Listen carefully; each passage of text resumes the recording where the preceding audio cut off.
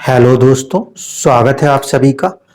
आज हम कुछ चर्चा करेंगे जिसमें से एक बात होगी कंजंक्शन योग को लेकर, एक बात होगी कि नवमांश में या दशमांश में ग्रह नीच हो जाते हैं तो उसको लेकर भी बहुत सारे लोगों के अंदर बहुत सारा कंफ्यूजन है।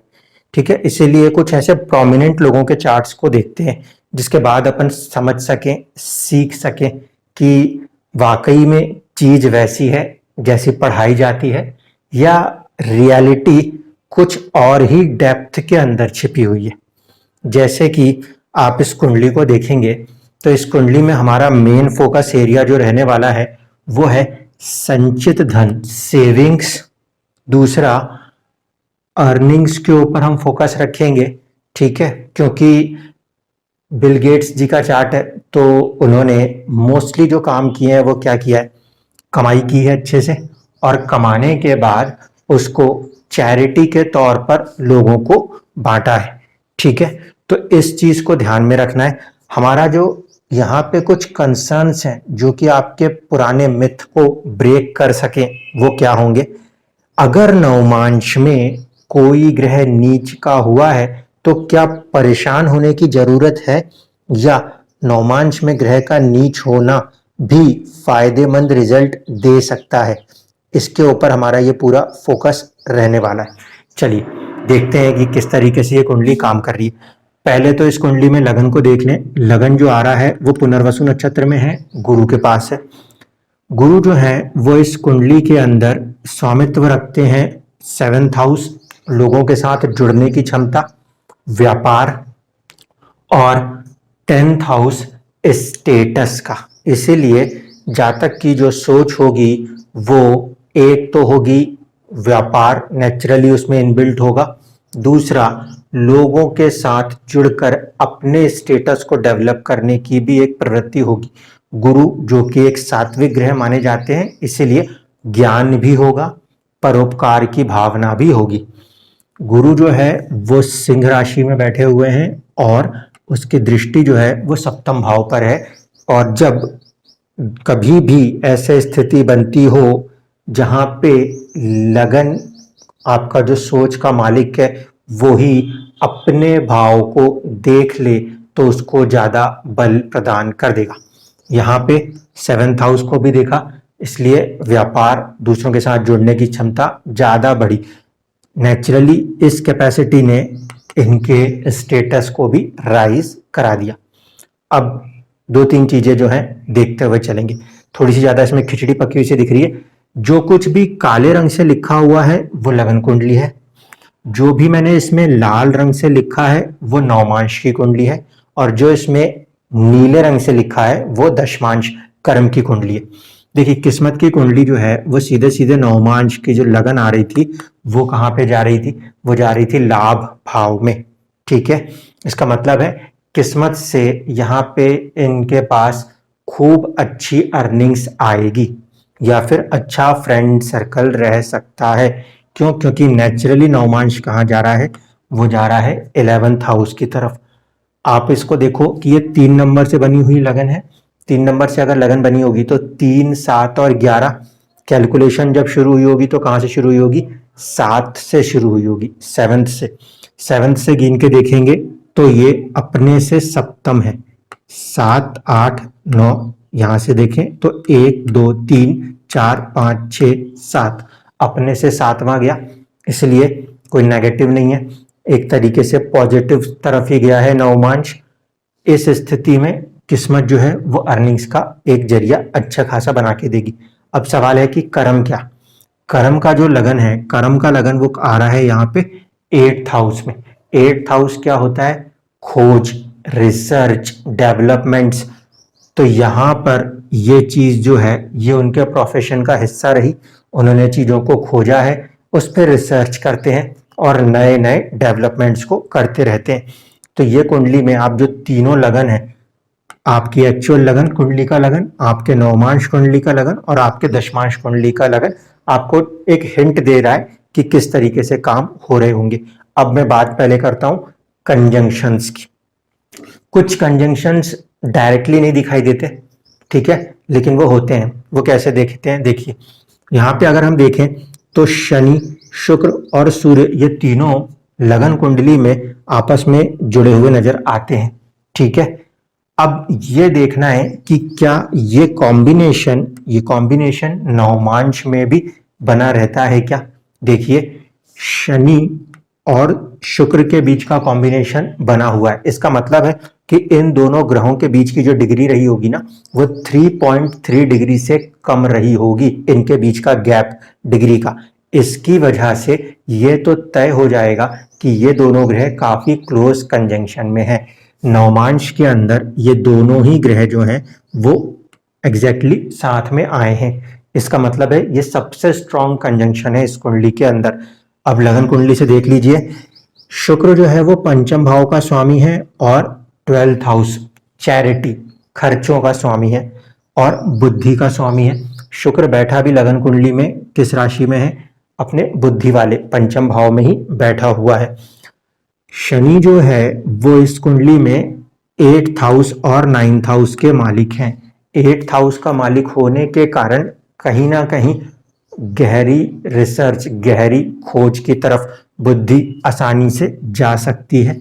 ठीक है, तो ये जो कॉम्बिनेशन है डीप रिसर्च का और 9th हाउस हायर लर्निंग्स का, किससे, खुद की डीप रिसर्च के द्वारा हायर लर्निंग्स, तो ये वाला जो कॉम्बिनेशन है ना सिर्फ कि ये लगन कुंडली बल्कि नवमांश की कुंडली में भी काम कर रहा है, इसलिए वो सबसे स्ट्रॉन्ग कॉम्बिनेशन होगा। अब देखिए इनडायरेक्ट वे में बनने वाले कॉम्बिनेशन को समझिए। यहाँ पे लगन कुंडली में कोई भी कॉम्बिनेशन नहीं है मंगल और इसके बीच में आपके शनि, शुक्र या सूर्य के बीच में, जबकि मंगल का कॉम्बिनेशन हमें बुध के साथ दिखाई देता है। अगर ऐसे में देखें तो फर्स्ट हाउस लॉर्ड के साथ यानी कि सेल्फ के साथ अर्निंग्स, ठीक है, साथ ही साथ 8th हाउस बीमारी और सर्विसेज ये कनेक्ट होती हुई दिख रही हैं। स्ट्रॉन्ग नहीं है, ये लगन कुंडली में एक ही भाव में बैठे हुए हैं लेकिन स्ट्रॉन्ग नहीं है। स्ट्रॉन्ग क्यों नहीं है, क्योंकि नवमांश की कुंडली में वो कॉम्बिनेशन मैच नहीं हो रहा। नवमांश की कुंडली में बुध अकेले पड़ जा रहे हैं, जबकि मंगल जो है वो कॉम्बाइंड हो जाते हैं किससे, शुक्र और शनि के साथ। अब देखिए नवमांश में बनने वाले इस कॉम्बिनेशन को समझिए। मंगल क्या है, मंगल जो है वो इस कुंडली में आय भाव के स्वामी है, गेन्स के स्वामी है, और मंगल के पास दूसरा स्वामित्व क्या है, सर्विस का है, 6th हाउस का है, रोग का है, परेशानियों का है। ठीक है, छठा भाव सर्विसेज के तौर पे भी देखा जाता है। ऐसे स्थिति में मंगल का कॉम्बिनेशन अगर पंचम के साथ बन रहा है तो पंचम क्या है, बुद्धि है। बुद्धि से क्या हो रहा है, लाभ हो रहा है और दूसरों के लिए सर्विसेज हो रही है। तो ये कॉम्बिनेशन नवमांश में बन रहा है और ये काम करता हुआ नजर आता है। मंगल का नवमांश में शनि के साथ कॉम्बिनेशन बन रहा है, तो शनि के साथ कॉम्बिनेशन क्या है, रिसर्च 8वां भाव, अनसर्टेन गेन्स, अनसर्टेन अर्निंग्स, किस्मत से गेन, किस्मत से अर्निंग्स, यहाँ पे कॉम्बिनेशन कंप्लीट होता है। साथ ही साथ आपका जो छठे भाव का संबंध जब अष्टम के साथ बनता है तो विपरीत राजयोग बनता है। यहाँ पे ये जो जातक थे ये कोई ऐसा नहीं है कि फैमिली बिजनेस को चला रहे थे। विपरीत परिस्थितियों में जिस समय उन्होंने ये सब कुछ किया उस समय उनकी क्या स्थिति थी वही बता सकते हैं। विपरीत परिस्थितियों में से निकल के इंसान ऊपर उभर के आता है, तो ये विपरीत राजयोग की स्थिति छठे और 8वें के संबंध से बनती है। जबकि यही positive 9th and 11th, 9th और 11th का कॉम्बिनेशन पैसे के लिए अच्छा हो जाता है। तो किस्मत यहां तक फैक्टर कर रही है इस तरीके से। एक कॉम्बिनेशन और काम कर रहा है, उसको देखिए। गुरु जो है वो नवमांश में वहां बैठे हैं जहां पे आपके लगन कुंडली में केतु है, और केतु नवमांश में वहां बैठा है जहां पे लगन कुंडली में गुरु है। तो गुरु उनके सोचने का ढंग था, केतु जो है वो बारीकी थी, डेप्थ थी। तो कहीं ना कहीं लगन कुंडली में भी और नवमांश कुंडली के अंदर दोनों में ही हम देखें तो ये आपस में बहुत ही बेहतरीन तरीके से जुड़े हुए हैं। यही रीजन है कि ना सिर्फ कि वो चीजों को सोचते हैं बल्कि उसको एक फाइन डेप्थ के साथ काम करते हैं। अब आप देखो किस्मत के अंदर ये जो सोचने का ढंग है ये 12th में गया था। नेचुरली हम ऐसा भी कह सकते थे कि भाई 12th में जाने के कारण मानसिक कष्ट आएगा, रिसर्च कर रहे हैं तो जाहिर सी बात है परेशानियां बड़े लेवल पे आती होंगी, ऐसा तो नहीं है कि नहीं आती होंगी, लेकिन उससे भी वो निकल जाते हैं। गुरु जैसा ग्रह और केतु के साथ आके 12th में आया है, इसीलिए ये इंसान बहुत ज्यादा चैरिटेबल हो जाते हैं। और ये भी कहाँ से हम देख रहे हैं, नवमांश से देख रहे हैं। अब चलते हैं दशमांश में और उसके बाद फटाफट से आएंगे चंद्रमा के ऊपर, क्योंकि धन की वाली बात जो हमें करनी है वो भी हम करेंगे। अब दशमांश को देखिए, दशमांश की कुंडली में तो लगन कहाँ पे आया है, अष्टम भाव में, रिसर्च वाला काम है। सूर्य जो है वो नवमांश में भी और दशमांश में भी वहीं के वहीं अष्टम भाव में बैठे हुए हैं। इसका मतलब है सूर्य जहां बैठेंगे वहां पे काफी उजाला होगा, तो रिसर्च के अंदर उनके लिए बहुत ज्यादा ब्रिलियंट सिचुएशंस बनती हुई नजर आती है। इवन दो कि थर्ड हाउस जो था वो बल में कमजोर था, शनि लगन कुंडली, सॉरी सूर्य जो है वो लगन कुंडली में नीच राशिस्थ था, बल में कम था, लेकिन नवमांश में और दशमांश में वो अष्टम में जो रिसर्च वर्क है उसकी गहराइयों में लगने के लिए तैयार था।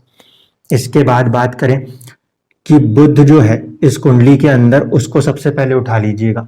बुध क्यों, क्योंकि वो फर्स्ट हाउस का लॉर्ड है, ठीक है। और दूसरी चीज पड़ेगी फर्स्ट हाउस के नक्षत्र लॉर्ड यानी कि जुपिटर की जरूरत। तो देखिए दशमांश की कुंडली में आएंगे तो बुध 7th हाउस में आ गया, हो गया एक कॉम्बिनेशन में से कि जो फिजिकल बॉडी है वो व्यापार तक का काम कर सकती है, दौड़ भाग का काम कर सकती है, स्ट्रेस बियरिंग कर सकती है। साथ साथ गुरु के साथ देखिए परिवर्तन है, 6 और 9 के राशियों के बीच में परिवर्तन है।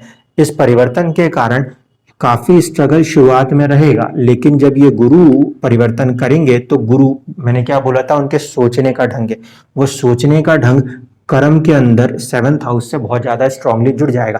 इसीलिए वो हमेशा दूसरों की भलाई, अपने सामने वालों की भलाई के लिए ज्यादा कर्म करते हुए दिखते हैं। बुध ऐसे स्थिति में यहाँ पे लगन कुंडली में भी उच्च राशिस्थ नजर आते हैं, फिर दशमांश में भी कर्म के क्षेत्र में भी वो उच्च राशिस्थ होते हैं। इस कारण से कहीं ना कहीं एक अच्छा फेम नेचुरली मिल रहा है, क्योंकि पूरा फर्स्ट हाउस जो पर्सनालिटी है वो सपोर्ट कर रही है। इसी तरीके से सोचने का ढंग जो गुरु है वो दशमांश की कुंडली में जब 9 नंबर की राशि में आएंगे, जो उनकी मूल त्रिकोण राशि है, तो बिल्कुल राइट डायरेक्शन, राइट डिसीजंस के जरिए आगे बढ़ते चले जाते हैं। ये तो हुई मेन बात कि कैसे लगन कुंडली के अंदर हम नवमांश दशमांश को कनेक्ट कर रहे हैं। अब चर्चा का जो मेन विषय है वो ये कि यहाँ पे संचित धन का जो स्वामी है वो है चंद्रमा, और वो है नवमांश की कुंडली में, नवमांश की कुंडली में नीच राशिस्थ। लगन कुंडली में वो नीच राशिस्थ नहीं है, कहीं ना कहीं जो सेविंग्स है सेकंड हाउस का वो 10th हाउस से जुड़ा हुआ है। मैंने एक वीडियो में कहा था 10वें भाव में कोई भी ग्रह आएगा तो वो मिड हेवन है, मिड हेवन होने के कारण वो चीज क्या हो जाएगी, बहुत ही ऊंचाइयों पे चली जाएगी। तो यहाँ पे जो सेकंड हाउस है सेविंग्स वाली चीज है वो अपने आप नेचुरली ऊंचाइयों पे चली जाएगी। अब सवाल ये कि ये नीच राशिस्थ होके क्या परेशान कर रहा है, तो नहीं, नीच राशिस्थ होके नवमांश में ग्रह नीच राशिस्थ है तो परेशान कर दे, ऐसा कोई जरूरी नहीं है। चीज को समझिए, चंद्रमा जो है वो जिस तरीके से बैठा था, चंद्रमा गुरु की राशि में बैठा था, शनि के नक्षत्र में बैठा था और नवमांश में मंगल से कनेक्ट हो गया।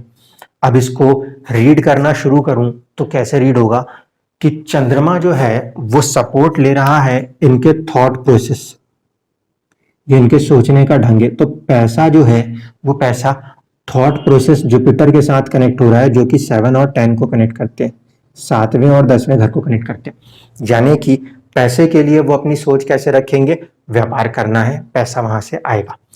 दूसरा शनि से कनेक्ट, शनि जो है एक नीचे के लेवल पे अगर हम आ जाए नक्षत्र, तो किस्मत भी है और खोज भी है, रिसर्च भी है, अष्टम भी है। तो 8th एंड 9th हाउस, इसमें रिसर्च के ऊपर उन्होंने काम किया, ठीक है। शनि है, शनि से आप देखोगे तो ये राशि भी उसकी है और ये राशि भी उसी की है, शनि की है। तो 8वें से उन्होंने काम किया, 9वां जो है किस्मत वो फायदा दे रही थी धन के मामले में। अब आता है नवमांश में, ये मंगल की राशि में गए, छठे भाव से जुड़ के गए, यानी कि सर्विस हो रही है, इससे तो कोई इनकार नहीं, क्योंकि आप जब इसको देखोगे तो आपके ओरिजिनल लगन कुंडी में ये छठा भाव है, सर्विस हो रही है। यहाँ पे चंद्रमा राहु से कनेक्ट हुआ है, और राहु क्या फैक्टर बताता है, अचानक से कोई ऐसी खोज, अचानक से कोई ऐसी चीज हो जिसमें कि फैक्टर बहुत तेजी से बढ़े, तो कहीं ना कहीं ये अचानक का फैक्टर किस्मत के अंदर धन के साथ जुड़ रहा था। ये चीज जो है यहाँ पे अब बात आएगी मंगल की। मंगल की राशि में बैठे हुए दिख रहे हैं नवमांश में, तो क्या कर रहे हैं, मंगल इस लगन कुंडली में अर्निंग्स का लॉर्ड भी है और सर्विस का लॉर्ड भी है। यहां से ये अर्निंग्स कर रहे हैं और ये छठा भाव सर्विस जो है उसके कारण चैरिटी में अपने पैसे को दे दिया करते हैं। तो यहाँ पे चंद्रमा नीच राशिस्थ होने से क्या हो रहा है, पैसों पे सेविंग्स के ऊपर कोई प्रॉब्लम नहीं कर रहा। क्योंकि मंगल का जो एक राशि है वो अर्निंग्स के साथ आती है, तो आपकी सेविंग्स जो है वो कनेक्ट हो चुकी है आपके अर्निंग्स के साथ। और मंगल कैसा ग्रह है, पैशनेट ग्रह है, पैशन देता है। तो नीचे से नवमांश में पैशन आ रहा है पैसा को बनाने का, और ये पैसे को बनाने के बाद क्योंकि ये मंगल की नेगेटिव राशि 8 नंबर जिंदगी की गहराइयों को समझ वाली राशि है। चंद्रमा उन्हीं राशि के साथ कनेक्ट हो गया जो जिंदगी की सबसे ज्यादा गहराइयों को दिखाती है। इसीलिए जातक सबसे ज्यादा जो दान है वो दूसरे लोगों की भलाई के लिए दिया करते हैं। तो इस तरीके से आप देखोगे कि नवमांश में ग्रह नीच का हो रहा है, ये सोच के परेशान नहीं होना, उसको ये समझना जरूरी है कि कौन सा ग्रह बिहाइंड द सीन उसे फोर्स कर रहा है उस काम को करने के लिए। क्योंकि हम नवमांश जो है उसे किस्मत से जोड़ रहे हैं, इस कारण से वो फैक्टर इस तरीके से काम कर रहा है। दशमांश में अगर आप इसी चीज को रीड करेंगे तो देखिए दशमांश में चंद्रमा एग्जैक्टली वही है जहां पे कि वो लगन कुंडली में था, यानी कि वर्गोत्तम है, और फिर राहु के साथ कनेक्ट भी हो रहा है। तो जो काम कर रहे हैं दशमांश, कर्म कर रहे हैं, वो कर्म राहु के यहाँ आ जाने के कारण 10th हाउस स्टेटस को भी बढ़ा रहा है और धन को भी बढ़ा रहा है। अगर उनके पास धन नहीं होता तो क्या जो आज वो स्टेटस बना पाए हैं वो बन पाता नहीं, लेकिन चंद्रमा उस स्थिति को मजबूत कर रहा है वहां पर कि इनके पास धन होगा और धन से इनका एक स्टेटस होगा। अब फटाफट से हम बात करते हैं मंगल की स्क्रिप्ट को देखेंगे। मंगल जो है वो इस कुंडली में अगर लिखने चले तो कैसा बैठा हुआ है, मंगल बैठा हुआ है इस कुंडली में, मार्स को देखिए 6 नंबर की राशि है, इसका मतलब है तत्व किसका है, मर्क्यूरी का। इसके बाद नक्षत्र जो है वो हस्त नक्षत्र है, तो नक्षत्र का लॉर्ड हो जाएंगे इसमें आपके चंद्रमा। इसके बाद नवमांश में जो मंगल है वो कैसे बैठे हुए हैं, नवमांश में मंगल की स्थिति को समझिएगा, वो फिर चले गए हैं बुध की राशि में, यानी कि यहाँ पे अगेन कम्स मर्क्यूरी। ठीक है, अब इसके लिए देख लीजिए मर्क्यूरी जो है वो लॉर्डशिप कहाँ की है, पहला और चौथा, तो 1 और 4। चंद्रमा जो है वो नक्षत्र के लेवल पे सेकंड हाउस के लिए दिखा रहा है, और फिर मर्क्यूरी जो दिखा रहा है वो 1 और 4 दिखा रहा है।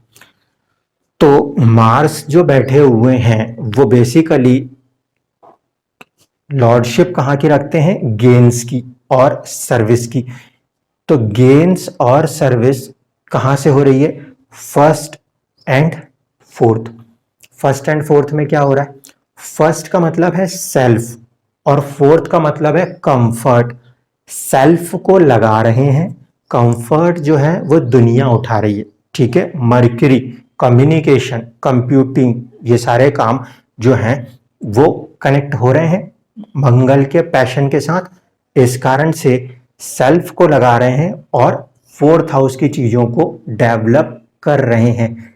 4th हाउस में हमने क्या देखा था, कंफर्ट जोन, होम, तो घर के अंदर से हो जाए चीजें, कंफर्ट कितना लोगों की जिंदगी में बढ़ सकता है, वैसे कामों के ऊपर काम कर रहे हैं। नक्षत्र के पॉइंट से देखें, राशि से एक अंदर जाए, नक्षत्र के पॉइंट से देखें तो सपोर्ट कौन कर रहा है, धन कर रहा है। अर्निंग्स तभी ज्यादा आ रही हैं जब वो अपने सेविंग्स को खर्च कर रहे हैं, बिजनेस के अंदर है, नेचुरल सी बात है। तो यहाँ पे ये चीजें सपोर्ट कर रही हैं। मदर का भी कोई एक सपोर्ट फैक्टर मून के होने के कारण कहा जा सकता है। नीचे से किस्मत से उसको कौन ड्राइव कर रहा है, अगेन सेल्फ ड्रिवन है, वो सेल्फ ड्रिवन है, और फिर उस सेल्फ ड्रिवन के साथ साथ कहीं ना कहीं सेल्फ ड्रिवन होने के साथ कंफर्ट है। अपने आप को हर परिस्थिति, लॉसेस भी होते हैं, गेन्स भी होते हैं, उनमें से निकालने के लिए प्रिपेयर्ड रखते हुए आगे बढ़ते जा रहे हैं। तो इस तरीके से कॉम्बिनेशंस को समझा जाता है। बहुत सारे लोगों ने बस ये बोला कि सर नवमांश में ग्रह नीच हो गया है तो सब कुछ बर्बाद है, ऐसा नहीं करना आपको। उसको पहले अंदर तक समझिए कि वो नीच हो भी रहा है, अगर हो रहा है तो ड्राइव किससे हो रहा है। अगर ड्राइविंग करने वाला, जैसे कि यहाँ पे मंगल से ड्रिवन है चंद्रमा, अब मंगल से ड्रिवन है चंद्रमा, इसका मतलब मंगल अपने आप में पैशन है, इसीलिए वो पैशन की तरफ जा रहा है। अब यही ये चंद्रमा मंगल की जगह शनि की राशि में चला जाए, ऐसे स्थिति में जो ड्राइविंग फोर्स बनेगा वो क्या बनेगा, वो बन जाएगा शनि, या तो हार्ड लेबोरियस वर्क या फिर लेजीनेस, इस तरीके से रीड करेंगे। जब भी नवमांश में कोई ग्रह किसी राशि में बैठेगा तो उस राशि प्लस उस राशि के स्वामी के तत्वों से ड्रिवन होगा, किस्मत उसके जरिए धक्का मार के आगे निकालने का प्रयास करती है। इस बात को हमेशा ध्यान रखिएगा। धन्यवाद।